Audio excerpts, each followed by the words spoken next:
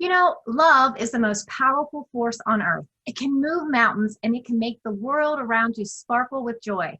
The magic touch that love adds to your life is both intoxicating and awe-inspiring. However, when that magical relationship is slowly coming to an end, or when your love is one-sided or unrequited and unreturned, it can be excruciatingly painful. Not only does it feel as if the other person has stabbed your heart, but it also seems as if the emotional wounds simply do not heal. Being hurt so deeply by someone you've opened your heart and soul to is painful beyond measurement. So to help you in slowly healing your heartbreak, tonight we've got some very, very special love, life, and lessons for all of you who are alone and lonely. Welcome to Life, Love, and Lessons. I'm Louisa Eyler. I'm a TEDx speaker. I'm a college professor, I'm a mom, I'm a social worker. So I've seen lots of clients. So hopefully something that I have to say tonight in my practical way will keep you grounded and tune you in. We also have Alyssa Gruber, who is a psychologist and an author and a meditation expert, and she will help us set our intentions and keep our minds tuned into the present moment. We also have Dr. Ish Major, board certified psychiatrist, and also host of WeTV's Marriage Boot Camp. So if you've got a couple issues, he's here to help you through them and get you back on track. And we also have, I like to refer to her as our family expert because, you know, she did a lot of years of breaking people up on divorce court, but I'm going to tell you, she's got some great advice for keeping people together. Welcome, Judge Lynn Toler, lawyer and former host of Divorce Court. Thank you so much for tuning in. And when we talk about relationship basics, from the dating game to married at first sight to divorce court, Judge Lynn, why do you think people are sometimes just blinded by love? I just think it's a biological reaction. I mean, Mother Nature intended us to continue. And in order to make us continue, she made us want to get together very badly. So it's like, look here, I'm going to make it good for you. I'm going to make it good to you. Yep. And so you can give me some offspring. So we're fighting the biology of it. And then, you know, Hollywood and everybody got on it, you know, because it's that common denominator everybody associates with, you know, everybody's got a relationship issues. We've had, you know, soap operas for years. People are interested in it. And, you know, it started with biology, bolstered by movies and books and fairy tales. And now here we are. Well, that's really true. I guess sometimes it does go back to the birds and the bees. And speaking of bees and internet dating sites like Bumble, right? Online dating is easy, but yet it's confusing, right? Because you don't know, like, are they really married? Are they going to catfish you? Are they going to ghost you? Are they going to most you? Or are they going to almost you? You know, Dr. Ish, what do you think people are really looking for in relationships? Well, first of all, nice segue. I like that bumblebee. The second of all, the answer to those questions are all the same. Yes, they're going to ghost you. They're going to give you the most. They're going to gaslight you. All those things are going to happen.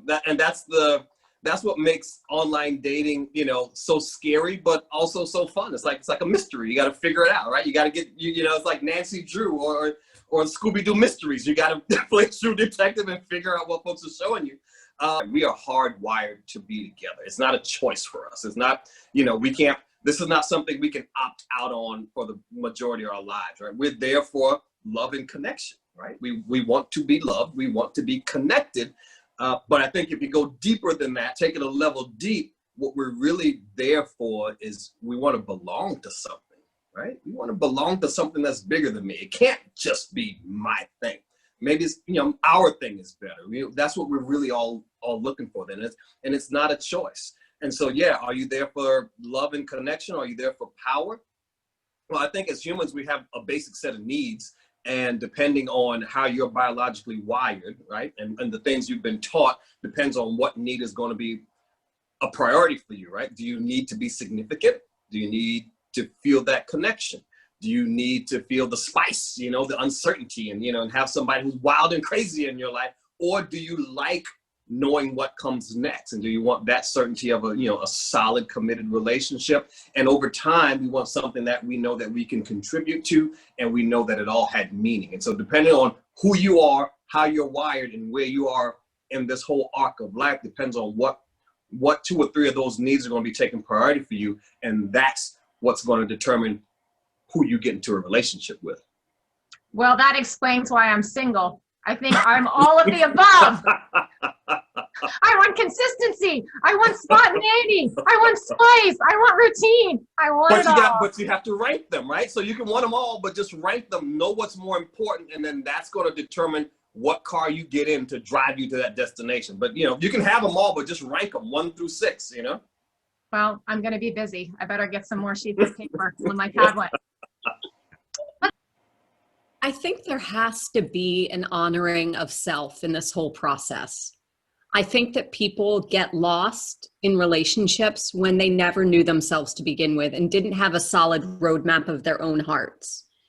So I think just keeping pace with yourself, knowing yourself before you endeavor to start down the road with somebody else is really important. So I think honoring is a really good word to set intention. But we have to unpack a lot of stuff before we're ready to be in a relationship, because we, especially as women, we have been told stories about love since we popped out of the womb. We were swaddled in our little adorable pink blankets and we were cooed over, and all of a sudden the love affair language started happening. We need to be clear about what we even think love is and what we think the purpose of relationship is. So yes, honor our inner voice, but make sure that inner voice is ours and not all the conditioning and stories we've been told since we were little girls. Oh, I think that's a good point, right? Because we watch so many different types of fairy tales, right? So am I going to be Snow White? Am I going to live with 7 dwarfs and wait for Prince Charming to kiss me? Am I going to be Cinderella and wait for someone to find my magic glass slipper, you know? And we think about what causes us to kind of think about those different things. I guess it comes down to really the clinical term of attachment theory. So when we think about that, Dr. Ish, what causes people not only to fall in love, you know, like, is it a feeling, or is it, like Judge Lynn suggests, science and evolution and biology? You know, where does it come from, and how do we figure out how to get attached to the right things and how not to attach when we shouldn't have attached in the first place? Yeah, that's the big rub, right? So I think attachment is just, it's how you connect with the world. It's how you connect with other people in the world. When it comes to specifically relationships, there's a few different theories out there, a few different, you know, but most folks kind of settle on those 4 different attachment styles, whether it's a secure attachment style or an anxious, preoccupied, attachment style, a fearful, avoidant attachment style, or a very dismissive, ding ding, card carrying member attachment style. So you gotta, like Alyssa said, you gotta unpack that. You gotta do the work, right? What makes you so afraid to attach, or what makes you want to attach in the way you do? Now, once you get that part figured out, you got to understand that most of us, whether it's consciously or unconsciously, we are looking for the person, the thing, the cause that makes us feel whole, right? Because whether we want to say it out loud or not, most of us spend the bulk of our lives trying to fix that thing that we think is wrong with us. And we're looking for the thing that's going to fix it. We're looking for the person that's going to heal it, that's going to help make it whole. We will spend decades judging and rejecting and ultimately neglecting ourselves because of everything it is that we think we're not. And so as long as you feel like part of you is defective, that part of you is broken, that part of you isn't worthy of it, it's going to feel absolutely impossible to feel this thing called love and connection and belonging, right? Because that feeling of unworthiness goes hand in hand with being separate from everything else. So it's never too late. I don't care if you're 30, 40, 50, 60, it's never too late to understand why is it that you show up in the world, how you show up, why is it you think that? Is that in fact true? And then figure out how to move forward from there. And let me dismissive attachment style. I will attach, Judge, but I'm going to be looking for the first exit the minute I get the hint that you are not with it. I gotcha. All right. A little bit open for hedging bets, just right. Like a little bit. You know, one thing I want to say too is that people are not medicine. Yeah. True. Like, hear that. Yeah. Not medicine. They won't fix you. We look to others to repair, to validate, to confirm or disconfirm all the stuff we've been feeling since we were little. There's a lot of theorists out there that think that we keep repeating the same pattern from our family of origin in relationships until we get healthy. Yep.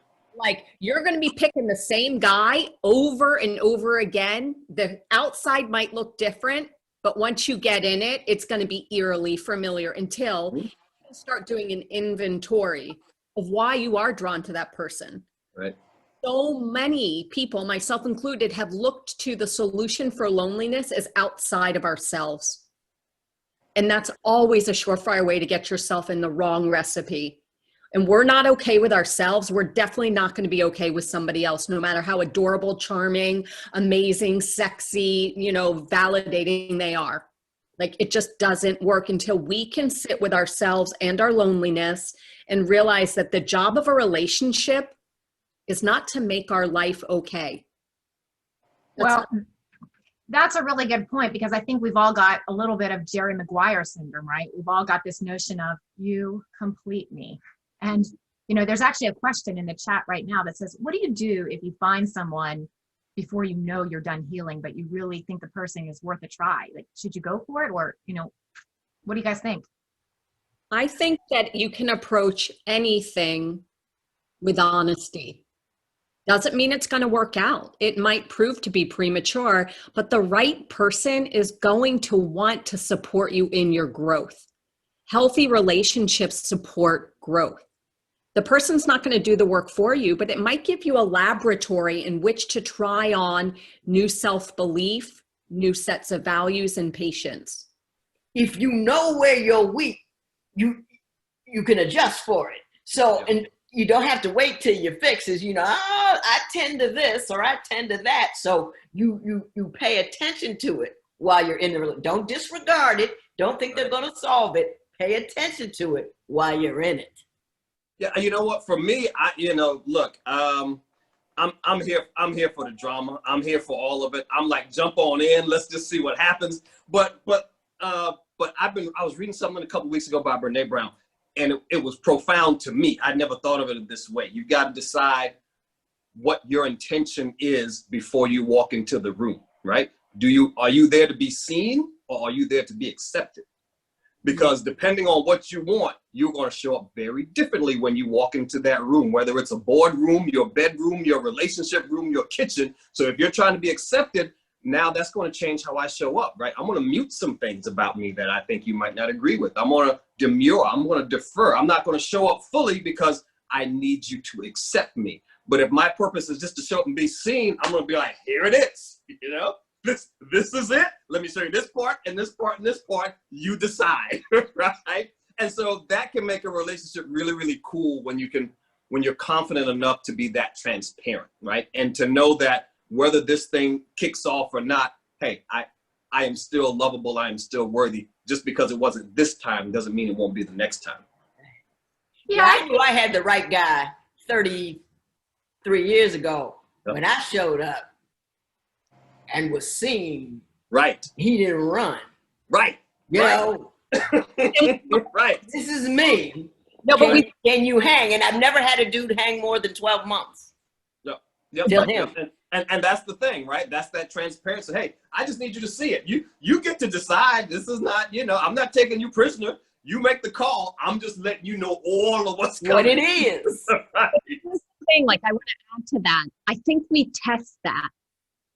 So, like, I think that people engage in testing behaviors. It's like, I'm going to show you everything, and then I'm going to show it to you again and again and again and again until I feel safe that you're not going to leave me. So sometimes that technicolor showing us up is actually abandonment stuff just acting itself out. Like, I'm going to show you my worst so I can preempt you leaving me once you discover.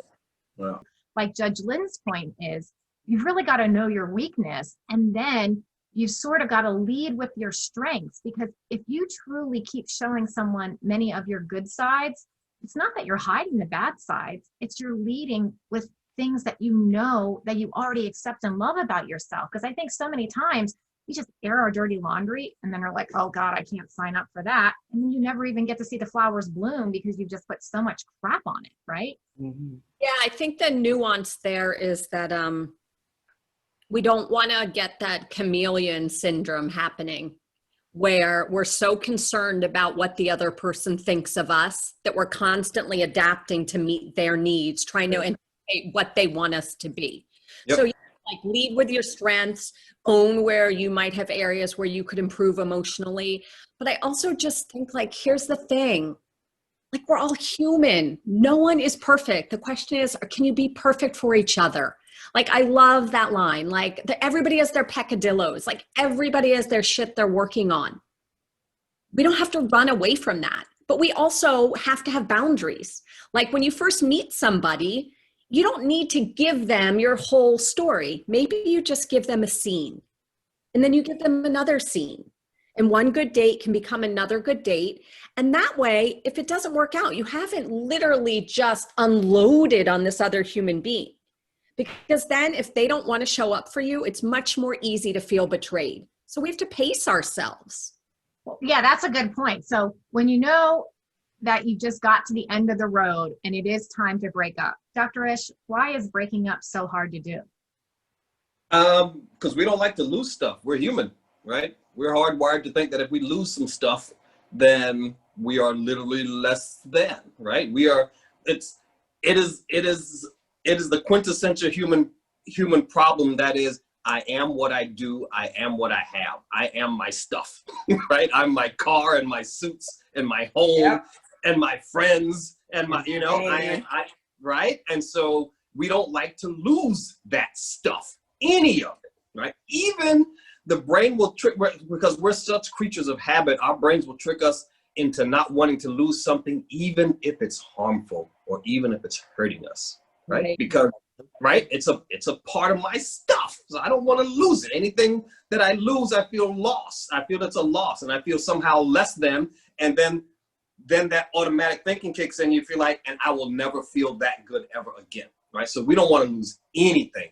And so that's why breakups are so hard, right? And if you think about, some of the great love affairs of your life, and when you look back on them now, you look back to the good stuff, right? You think your mind immediately snaps back to the dinner we had that time where they played the music and we had that thing, and right, because that's how it works, and our brains will trick us. Smells will bring us right back to that. Sounds, music will bring us right back to those times, because again, in the end, we're all looking to feel this love and this connection, this belonging, and we want to be certain that it's going to be there. So we don't want to do anything that throws any ripples in that. And any breakup is just that. We will cling to a dysfunctional relationship for years, a relationship that doesn't fulfill you for years. It doesn't replenish you in any way for years. It depletes you day in and day out. You go to bed thinking, why am I doing this? You wake up in the morning thinking, why am I doing this?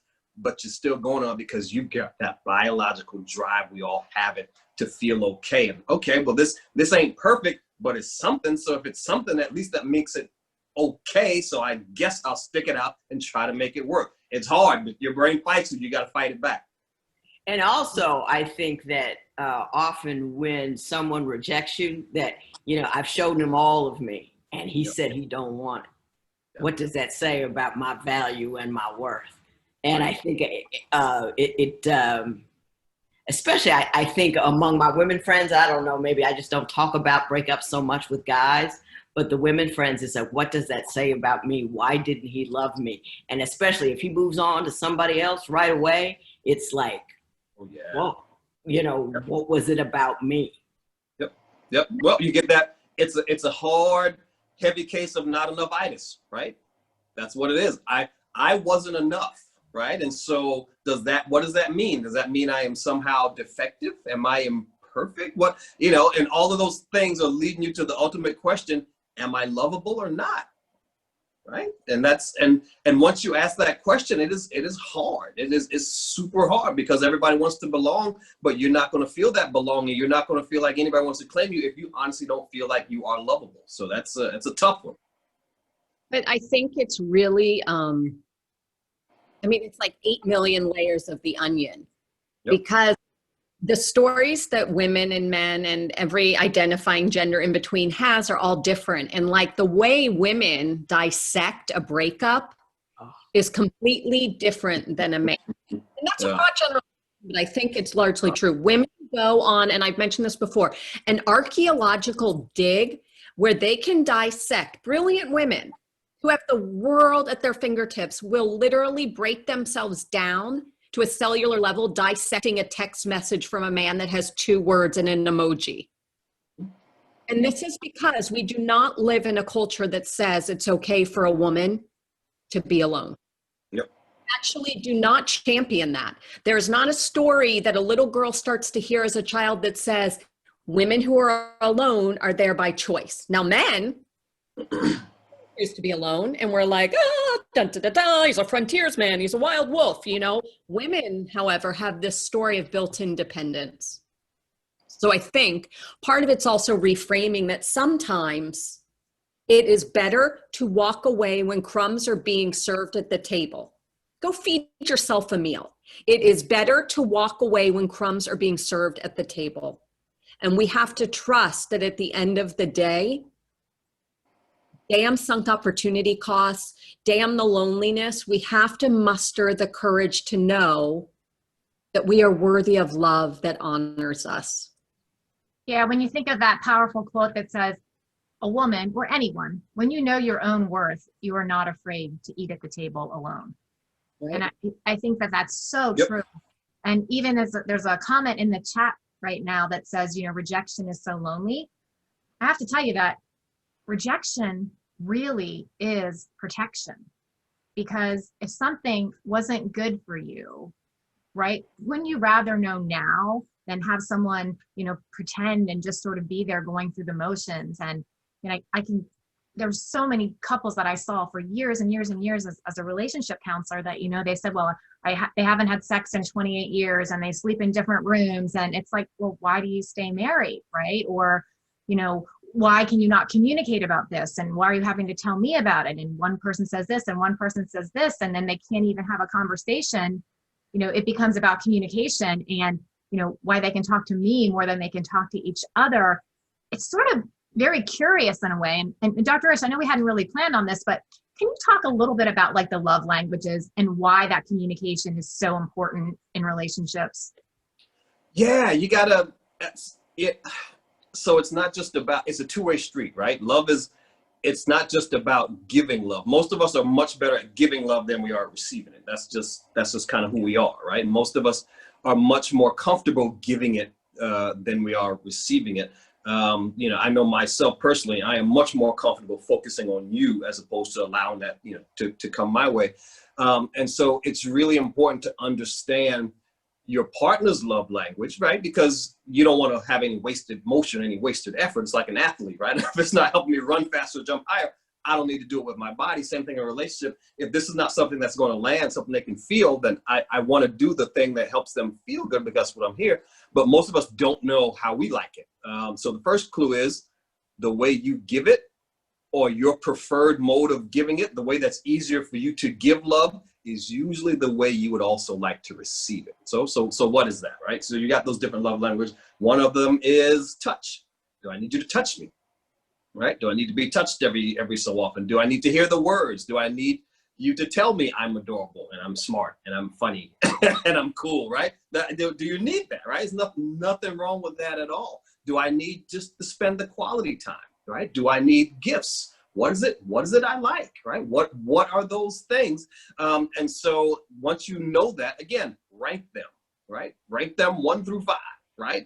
You can have 1, you can have 3, you can have all, right? But just rank them and then tell your partner what they are. Because we make this mistake that just because we're in love, just because somebody loves us, you know, Jerry Maguire says, you're supposed to get me. You're supposed to complete me. How dare you not know my love languages? Forget it, I don't know. How dare you not know them if you're calling yourself in love with me, right? So you gotta tell people that, because again, the reason why we're there, the reason why we're showing up is because we honestly think we can make you happy. So you can draw us a roadmap, right? And help each other do that. So understand what that love language is, what theirs are, and what yours is, whether it's those words of affirmation, gifts, quality time, physical touch, acts of service. One of mine is acts of service, right? Do something to make my life easier, right? Because I'm so super important, Louisa, and I'm so significant, and I'm such a big shot. I need folks to help make my life easier. I'll do it all. Just tell me what you want. Right? So that's it. And then just tell them your relationship will take a quantum leap forward the day you have that conversation, openly and honestly, with no judgment and no blame. Well, that's a good point. So when you speak of like no judgment and no blame, I think let's kick it over to Judge Lynn, because after those years in divorce court, they don't always end so amicably, right? So what are some tips for maintaining your self-worth instead of seeking revenge? You know, I've always counseled women to have a multi-layered life. I think a lot of us hang on to the concept that the most defining thing about us is our status, because we used to be Miss or Mrs. I mean, how you dealt with this is determined by who you were attached to, or if you weren't attached at all. So I always say, have a lot of layers in your life. So if you lose a layer, you still got other stuff to soften the fall. You're still excited, you're still educated, you're still smart, you still have things that are going on. So, you know, you author every chapter of your book, and even if there's no dude in that book, it can still be in that chapter, it still can be a good chapter. It's exciting, it's fun, because you have enough in your life to make it exciting and fun. And, you know, rejection will wither in the shadow of an active life. You know, you get out there and trying to feed little cats or whatever you're trying to do, you get into it. You don't have time to feel bad about Joe or Jane or Jill who didn't want you, because you got other stuff to do. Yeah, that's so true. I teach a class called It's Not a Game, and it's how to have healthy relationships 101, basically for college students. But in that, one of the core tenets are, one of the most hallmark important things for any relationship is to have friends and interests outside of the relationship. Now, I'm not saying friends with benefits outside of the relationship. I'm saying friends. You party pooper. Well, it's true, because a lot of people, they take that to the next level, right? Because they get these friends and interests, and then instead of talking to their partner or including their partner, or even sharing some of the differences that people have. You know, sometimes couples come in to therapy and then they're talking about all the reasons that they're different. And so maybe you are very different from your partner. Maybe you've grown a little bit. So what that means is you have a choice, right? You can either continue to separate and grow apart, or you can say, hey, you do this, I'll do this, but let's find something new. Let's find common goals and things that we can still experience. In my therapy practice, I call these Neil Armstrong moments. And I tell couples that there are still moments, even if you've been together for 28 years, that you can still experience as first together. And they're so important, right? Like maybe it's the first time you make a blueberry pie, or the first time you lay a new tile floor in your kitchen, but it's things that you can do that you've never done before, so that you have this excitement of a shared experience that's not tarnished by, oh, I bet you did this with your ex-wife, or oh, I bet you did that with your ex-girlfriend, right? You have to dig deep and find these new first, because otherwise you just go down that lonely black hole of loneliness and pessimism, right? Like, how many times did you do this? Or I know why you kissed me that way, right? So Alyssa, to get beyond all this guilt, this loneliness, and this failure and comparison to everything who's come before you, what do you do? Like, how do you light yourself on fire for a current relationship or for yourself? So I think that you have to roll the dice. You have to trust that you are worthy of love, and that if it's not your train, it just won't stop in your station, but your train can never miss you.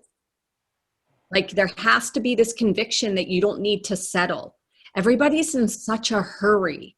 You know, we're running towards things which really are not good for us.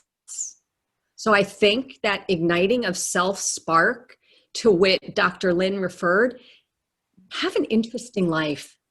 Feel your loneliness. Learn to be okay with exactly what is, without trying to engineer solutions at every turn. Sometimes we're lonely. That's part of the human experience. Sometimes people are not going to be who you thought they were. They're recalcitrant. But to hand the burden of your happiness to another human being is actually unkind. None of us should be responsible for another human being's whole happiness. So the more interesting we are too, the more interesting people come to us. Like water rises to the level. Like if we're sitting around in our sweatpants, boring, complaining, watching TV for 20 hours straight, what do you think? Your amazing partner's going to knock on the door and say, excuse me, I'd like to interrupt your depressive TV fest by professing my love. Like that's the dice roll. You're going to have been hurt before. Everybody has been. You have to still believe that you are worthy of love, even when it doesn't feel possible. And here's the other thing. If we set ourselves up the whole life to measure our worth based on how other people think about us, it's always a losing game. Sometimes things don't work out and we just have to be okay with that and not let it sabotage everything that's coming up for us. So like up your game, force yourself to be brave, and let yourself hurt when it hurts. You can't bypass that.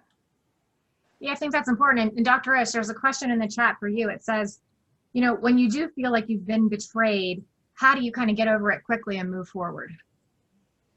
That's a great question. So you're talking about rebuilding trust, right? How do you get strong enough to trust again, and be vulnerable again without it hurting? Well, that's the rub, right? It's going to hurt because we're human. It's going to hurt, and that's okay.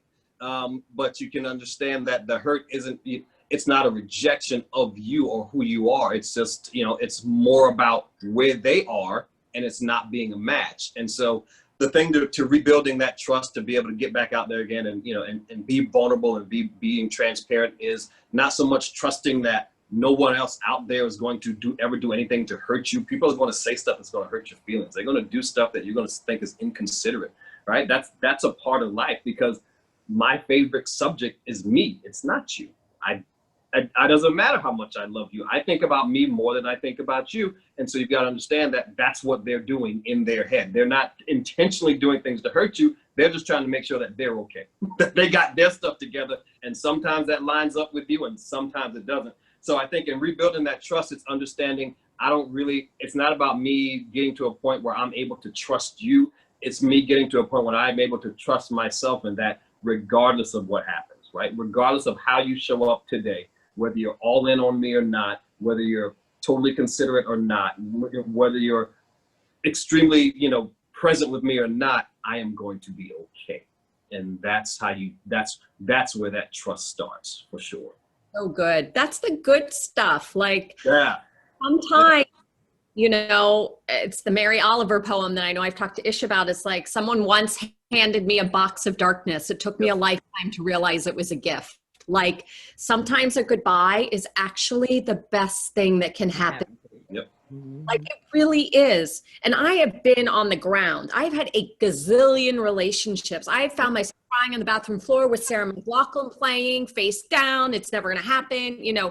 I'm dramatic and I feel it, but I also know that it's part of the process. Yep. You don't have to take it all so personally. There's a great book out there called The Four Agreements by Don Miguel Ruiz. And what he says is this: I tell you you're beautiful, don't take it personally. I tell you you're ugly, don't take it personally. The majority of what those statements are about is just how I'm feeling about myself. Yep. So like sometimes people are going to leave you. Honestly, it's a gift. It's really a gift, because ultimately they're just showing you how capable they are of relationship. Let your heart hurt, and then pick yourself up, ask for help, start the healing. Well, and that's so true. And speaking of healing, whenever we talk about relationships, you always have to make sure that you provide resources for people who need it. And there are a couple of questions in the chat about, what do you do if you need help and someone's really emotionally or physically abusive? So you can always call the domestic violence hotline, and that's number is 1-800-799-7233, or you can go to thehotline.org, HOTLINE.org for additional resources there. And I think that everything that we've talked about tonight, although it seems surface level, when you replay it back, it's really quite deep, because love can only be, you know, improved upon when you have opportunities to practice it. And, you know, you don't ever know where there's natural resources are. You know, I like to say it, and I've said this before, but love really is the culmination of love, death, and time, right? So we all know that time is a constant. We neither create it or destroy it. We all know that things are born to die. I mean, that's just how life and the circle of life works. We learned it on The Lion King. And so when you understand that you don't have any control over anything that was related to time or death, all you can control in this life is love. And the best way to control that is learn to create it and grow it and to become a cultivator of it so that you can experience it for yourself and then give it away, because that's what we should use our time for, to love ourselves so that we may better love others. And I know we're all so busy that sometimes we feel like we can't even love ourselves. And so this is the part of the show where we give it to Alyssa and we do a minute of setting our own tempo to love ourselves. So Alyssa, the minute is yours. Oh, and this is going to be a good one. I want you to settle into your most loved up, sexy, adorable, amazing posture and close your eyes. Judge Lynn, this one's just for you. Close your eyes, and I want you to imagine that your heart is glowing. It is so filled with love. Every cell in your body is vibrating with love. You are precious, you are sacred, and you are worthy of love just because you were born. Just because you're you. You are worthy of love. I can see it now. I can feel you through the internet. You are glowing like a red hot poker. Remember that feeling. It's the truth of you that nobody can extinguish. So put your hand on your heart and take a deep breath. And open your eyes.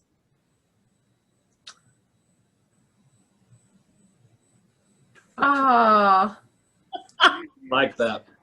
I like that. That's I good. love it. Good one. Light yourself on fire. You are love. You deserve happiness. And so, Judge Lynn, what are some tips for people to just keep getting through and to bridge on when things go differently than they expected in relationships and keep trudging along? What's some good life tips? You know, I'm excited about being excited about your life. And, you know, people always get stuck in these little pools. And I always say to them, you know, you expand your dating pool by expanding your mind. So you go and you do classes and you do things. If a dude don't come with the experience, you still got the experience. You know something new, you know something better. So don't collapse, expand. When something bad happens, expand. When something else bad happens, expand. And don't just, oh, something bad happened and collapse. That means, you know, you lose a job, you got to go out and it's just, you know, it's just when something bad happens, don't contract, expand. Gorgeous. I love that. Brilliant. Kind of just like water, right? You know, if you make yourself all cold and chilly, you're just going to be stuck in the freezer, right? And if you just be hot and on fire, you're steaming and you're glowing and you're going to attract things, you know, that are also on fire, right? So, you know, you just got to keep pushing yourself. Dr. Ish, what do you think? What are some tips for just moving beyond it all and keeping yourself ready to find love at all costs? So I think number one, understand that being alone does not mean that you have to be lonely, right? And understand what is your natural state. How are you wired? Some of us are wired to really enjoy that alone downtime. I'm one of them, right? The way I replenish and re-energize is I have to go be alone. I need that time. Some of us are wired differently. Some of us are wired to be out and be amongst and be social. And that's how we replenish. But be true to that, whoever that is, right? This is a This is about you accepting all of who you are and being true to that and not feeling like you have to change it in order to show up and get this thing called love and connection and belonging, right? That's the first thing. The second thing is be patient with yourself, right? It's life is a trip, not like trippy, but it's like a journey, right?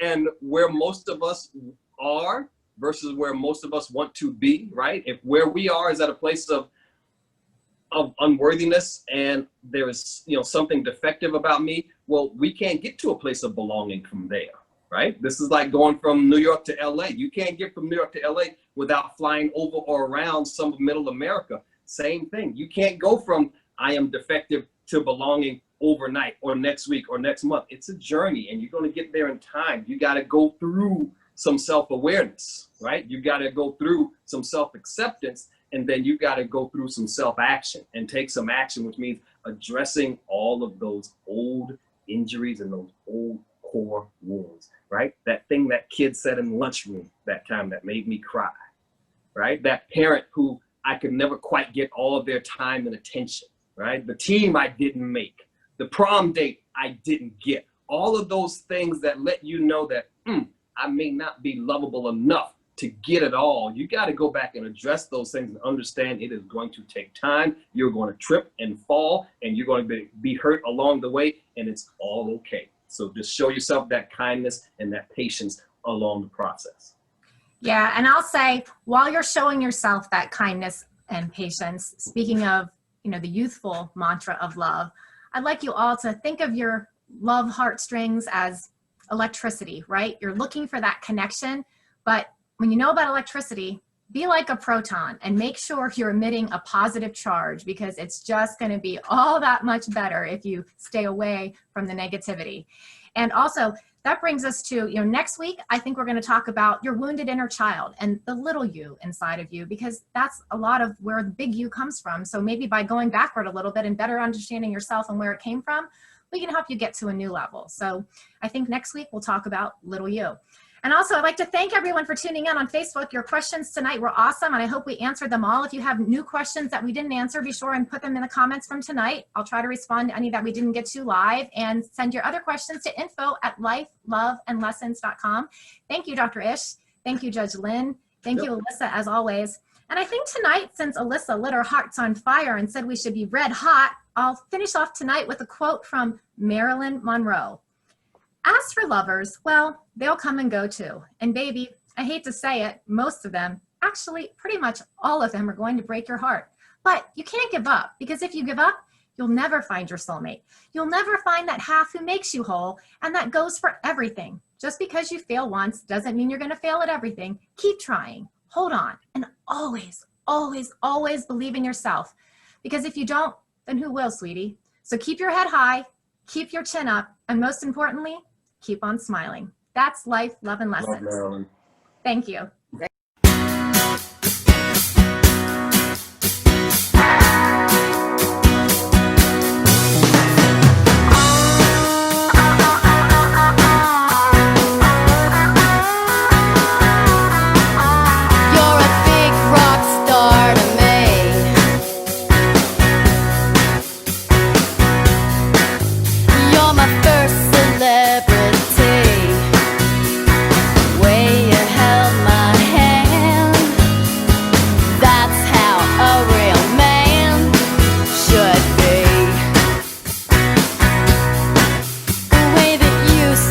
Back